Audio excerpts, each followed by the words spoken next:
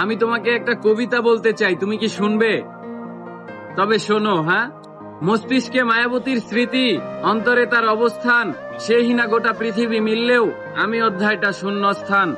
আমি চাইতাম তার ভালোবাসা, সে চাইতো আমার প্রস্থান। আমার হৃদয়ে সে থাকলেও তার হৃদয়ে নাই আমার অবস্থান। তার খোলা আকাশে ওরা পছন্দ ছিল, তাই সে আমি হতে আজ মুক্তি নিয়ে স্বাধীন হলো। ভাবতে পারো কতটা আঘাত সহ্য করেছি। তাকে আমি অন্তরের গভীর স্থল থেকে ভালোবেসেছিলাম।